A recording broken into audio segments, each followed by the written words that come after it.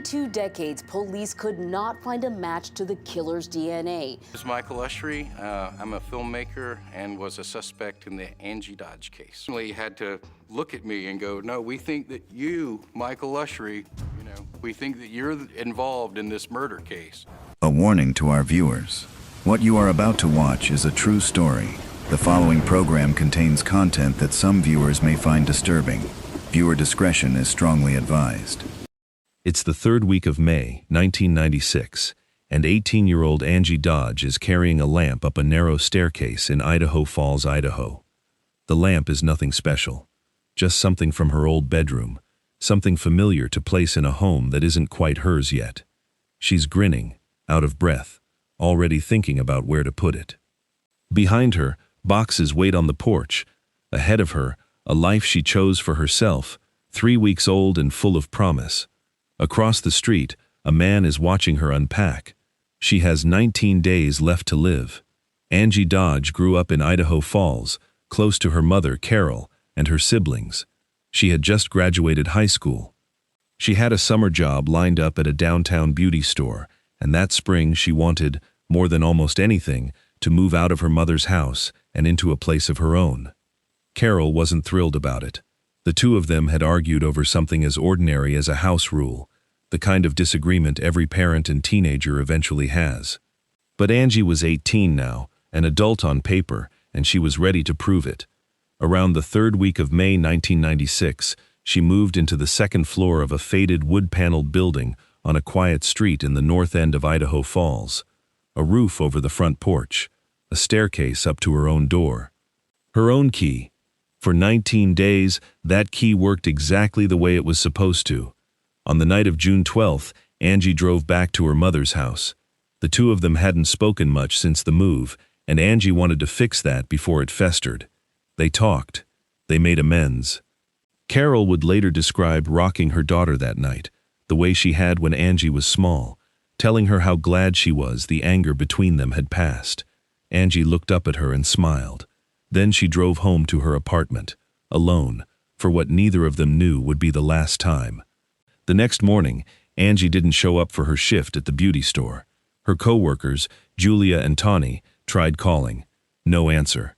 They drove to her apartment and knocked. Nothing. Under the porch's shade, in the heat of a June morning, they let themselves in and called out her name. She never answered.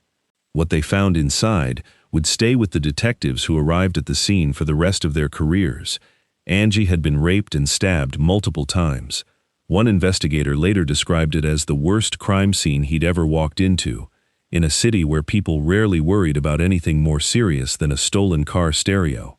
Idaho Falls did not have a homicide problem. As of that morning, it had exactly one.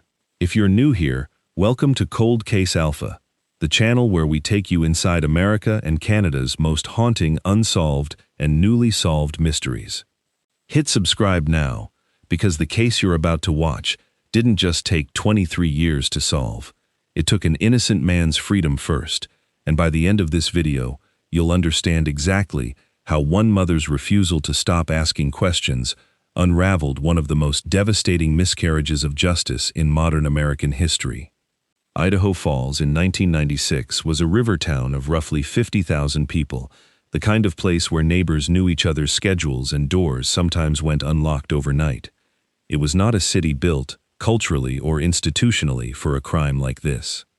The police department had limited experience running an investigation of this scale, and there was enormous public pressure to produce an answer fast.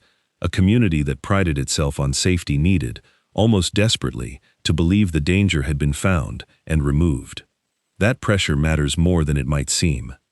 A rush to close a case quickly is exactly the environment where investigators start chasing a confession instead of following where the evidence actually points, and in this case, that pressure would end up costing an innocent man 20 years of his life.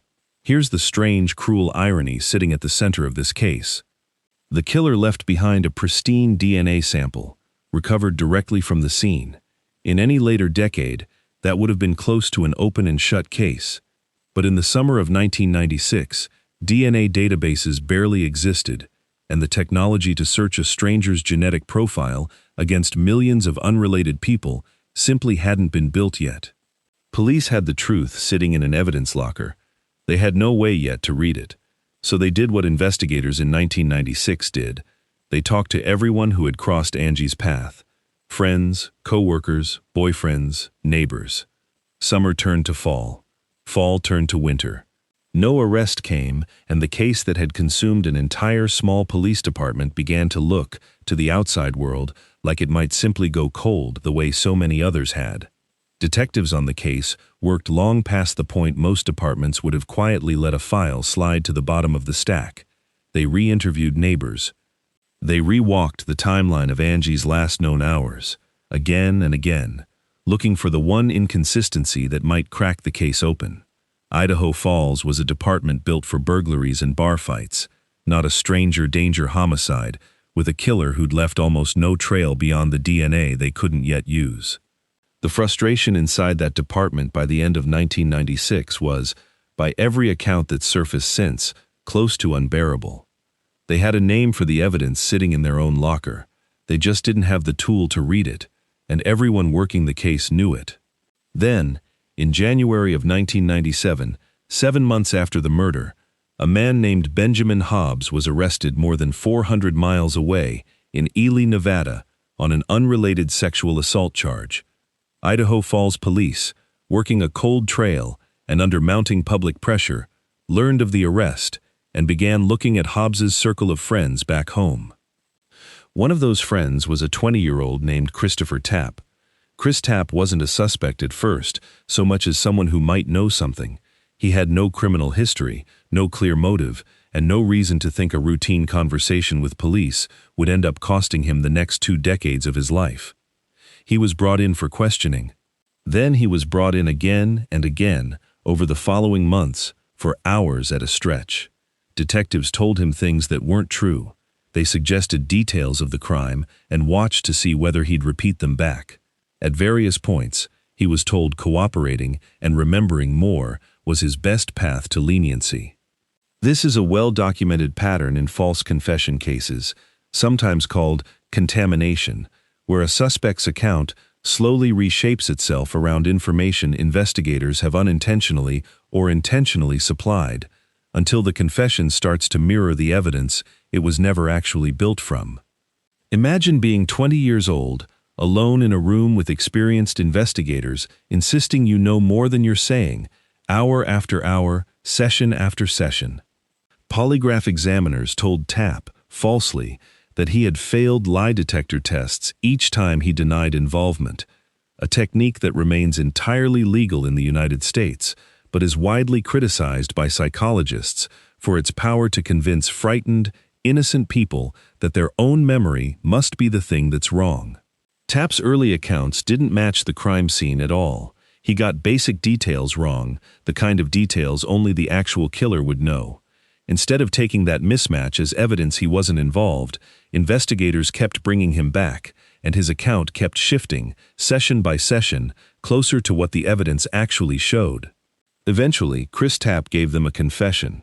There was just one problem, and it had been sitting in an evidence locker the entire time. The DNA recovered from the scene did not match Chris Tapp, not even close. Under normal circumstances, that single fact should have ended the case against him before it ever reached a courtroom. But instead of treating the mismatch as proof he wasn't involved, prosecutors built an entirely new theory around it. They argued Tapp had been present during the assault, while a second, unidentified attacker had actually raped and killed Angie, and it was this second man's DNA that didn't match. There was no independent evidence this second attacker existed. No name, no witness. Nothing beyond the need to explain away a piece of forensic evidence that should have set an innocent man free. Picture the courtroom in 1998. A jury sits listening to a taped confession, hours of it, a young man's voice describing a crime in detail. What they don't hear, not clearly enough, is how that detail got there. Session after session, correction after correction, until Tapp's account and the crime scene finally matched. They hear certainty. They don't hear how that certainty was built. The jury believed the theory anyway. Christopher Tapp was convicted of rape and first-degree murder and sentenced to life in prison. He was 20 years old, Somewhere in Idaho Falls, in a town small enough that everyone thought they knew their neighbors, the real killer kept living his life. Angie never got to see any of what came next. Not the trial, not the appeals, not the decades of her mother refusing to let her case gather dust. She was 18, 3 weeks into an apartment she'd picked out herself, and that's where her story stopped. Everything from here forward is other people trying to finish it for her.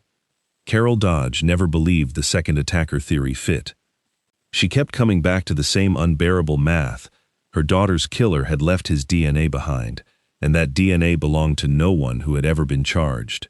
Somewhere out there, a man was walking around free, and the system had decided it no longer needed to find him. So Carol started teaching herself. She learned how DNA evidence worked. She learned how a young science called genetic genealogy was starting to reshape cold case investigations elsewhere in the country. She wrote letters, she made calls, she sat through hearing after hearing for a man she had once believed had murdered her own daughter.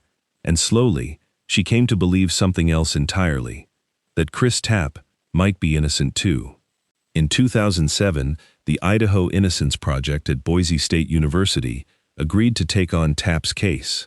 It would take nearly another decade of appeals, DNA retesting, and Carol Dodge personally advocating for the release of the man once convicted of killing her own daughter, before anything changed.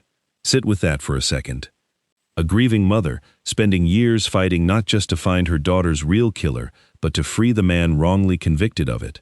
Carol didn't do this from the sidelines. She requested and rewatched the original interrogation tapes, something almost no one else involved in the case had bothered to revisit once the conviction was secured. She reached out to forensic experts to have them explain exactly what the DNA evidence could and couldn't prove. She met with dozens of investigators, journalists, and legal advocates over the years, building relationships that would later matter enormously once genetic genealogy became viable. People who worked alongside her during this period have described her as relentless, in a way that went beyond typical grief. Someone who treated her daughter's case less like a closed file and more like an active investigation that simply hadn't been assigned to the right person yet. It hadn't been. It had been assigned to her. In 2014, there was a break that looked, for a moment, like the answer everyone had been waiting for. A detective working the case searched a small, then public DNA database owned by Ancestry.com and got a partial familial hit. It led investigators to a filmmaker named Michael Usry Jr., a distant relative of the profile that had raised the flag. For a brief window, Usry became the prime suspect in an 18-year-old cold case, questioned by police who believed they might finally be close to an answer. Then, a direct DNA test came back.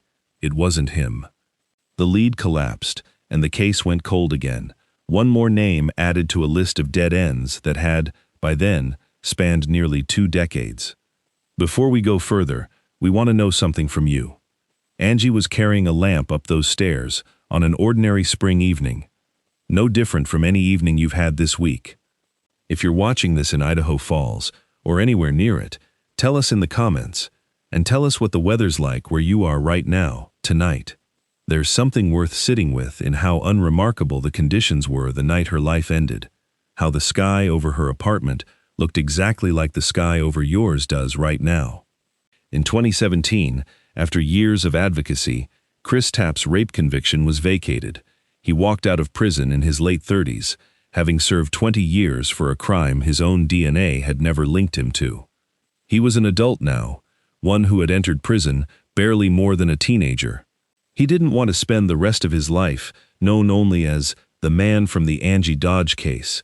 He wanted to become an advocate instead, pushing lawmakers toward fair compensation for the wrongfully convicted, testifying about what it actually feels like to be talked, hour after hour, into confessing to something you didn't do. In the years following his release, Tapp and Carol Dodge developed an unusual, deeply complicated relationship. She was the mother of the woman he was once convicted of killing, and she had become one of the people fighting hardest for his freedom. Very few relationships in true crime are stranger or more genuinely moving than that one, but there was still a killer to find. Chris Tapp's freedom didn't answer the question that had haunted Carol Dodge for over 20 years. Who actually did this to her daughter? The answer came from a technique that hadn't even existed when Angie was murdered. In the years after 2018, investigative genetic genealogy exploded onto the true crime landscape, most famously through the capture of the Golden State Killer.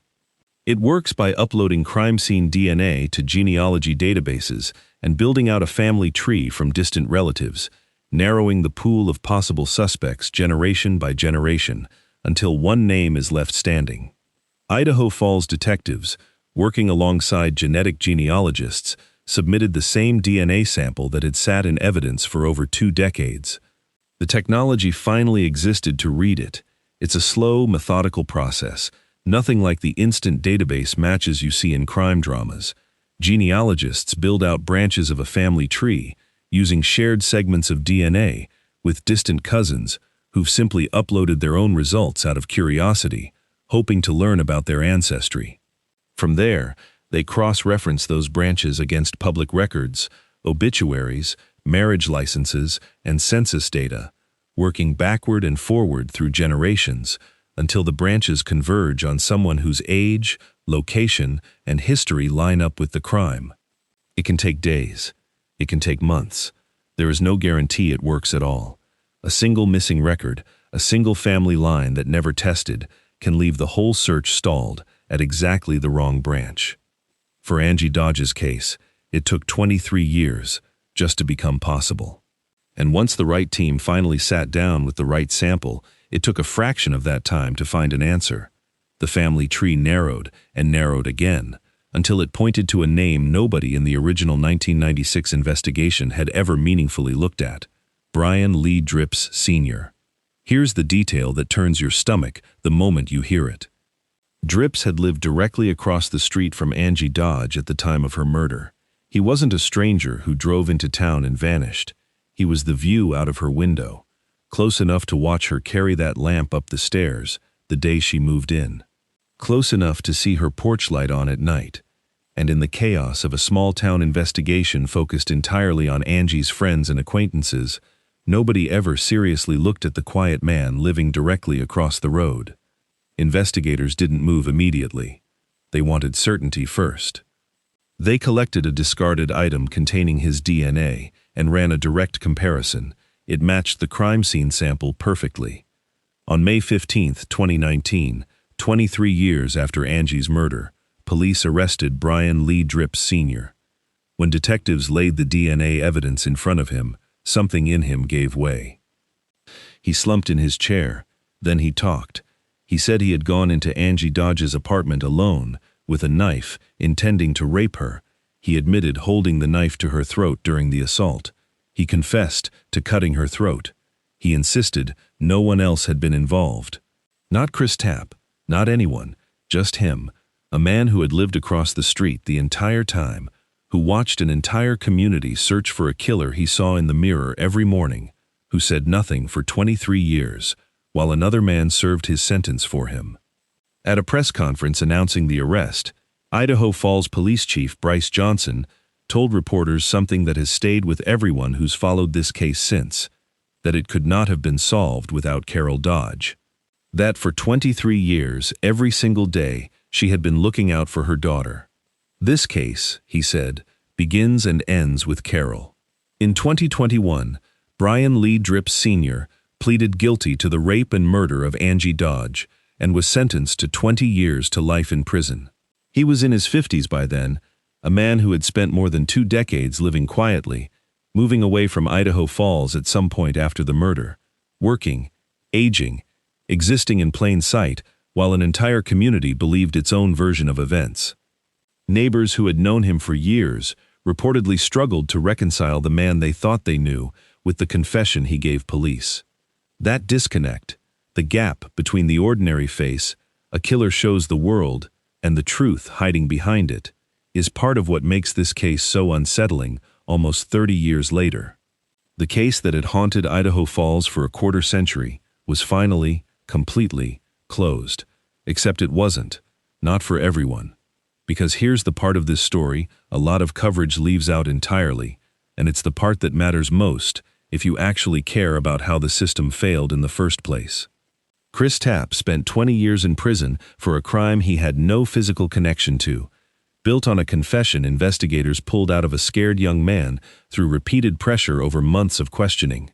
He later sued the city of Idaho Falls and several officers involved in the case, and in 2022, the city agreed to pay him $11.7 million, one of the largest wrongful conviction settlements in Idaho's history. As part of that settlement, the city's mayor issued Tapp a formal written apology, and the department agreed to consult outside experts on reforming its interrogation practices. But a settlement isn't the same thing as individual accountability. Whether the specific officers who built that case against an innocent man, in spite of DNA that excluded him from the very beginning, ever faced any real professional consequences of their own remains, to a large degree, unresolved and rarely covered outside legal circles. That's part of why this case keeps resurfacing in true crime spaces even years after it was technically closed. So let's go back to where we started. A lamp carried up a narrow staircase, a man across the street, watching. For 23 years, that man across the street was the missing piece nobody thought to look for, because he wasn't a stranger passing through, wasn't a rumor, wasn't a name on a list of exes and co-workers. He was just there, ordinary and visible, hiding in the one place investigators never thought to check, right in plain sight. Angie Dodge's killer didn't need to hide in the shadows. He just needed everyone around him to keep looking somewhere else. And for over 2 decades, that's exactly what happened, while Chris Tapp lost his 20s and 30s for a crime that had been visible from Angie's own window the entire time. There's a particular kind of grief that comes from fighting for the truth, on top of losing someone you love.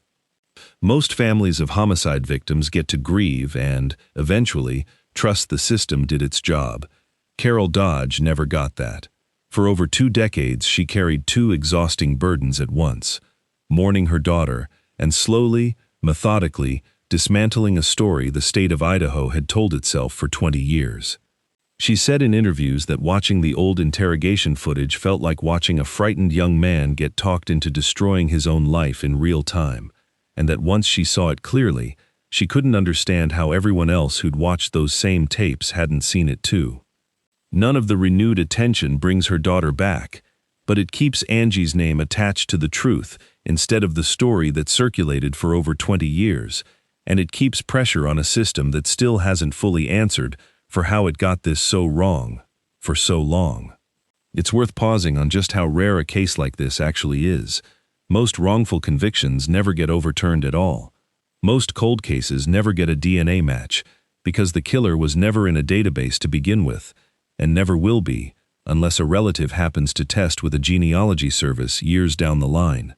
Angie Dodge's case needed almost everything to break in its favor eventually. A mother who refused to stop, an innocence project willing to take the case, a piece of preserved evidence that hadn't degraded past use, and a scientific breakthrough that happened to arrive just in time to matter. Take away any one of those pieces, and Brian Dripps very likely spends the rest of his life exactly where he was for 23 years, across the street, unnamed. Chris Tapp, in that version of events, dies in prison for a murder he had no part in, and no one ever finds out otherwise. Carol Dodge still lives in Idaho Falls. In the years since Dripps's conviction, she's spoken publicly about wrongful conviction reform and the need for stronger safeguards around how vulnerable suspects, especially young ones, are questioned. Earlier this year, a new investigative podcast from ABC News and 2020 revisited her fight in full, introducing an entirely new audience to a case that, nearly 30 years on, still hasn't finished raising questions about how it was allowed to go so wrong for so long. Angie Dodge's case is closed now. Her killer is serving 20 years to life in prison. Chris Tapp got his freedom back, and eventually his settlement, even if nothing can return the 20 years he lost. But the accountability question, the one about whether anyone individually answers for what happened to an innocent man, is still open, and it's a harder question than any dollar figure can resolve. The porch light is still on, most nights, on that street in Idaho Falls. The apartment is still there. The house across the road is still standing. Nothing about the physical geography of that June night in 1996 has changed. What changed is that for 23 years, an entire town believed the danger had already been found and locked away, when the entire time, it was standing close enough to see the police tape from its own front step. That's the story of Angie Dodge. Not just a murder, not just a wrongful conviction, a story about how close the truth can sit for decades, waiting for someone who refuses to stop looking, right across the street. If this is the kind of case you want more of, cases that took decades and broke and rebuilt families before someone finally cracked them open, subscribe now, because we're already working on the next one, and subscribers are going to be the first to hear about it before anyone else does.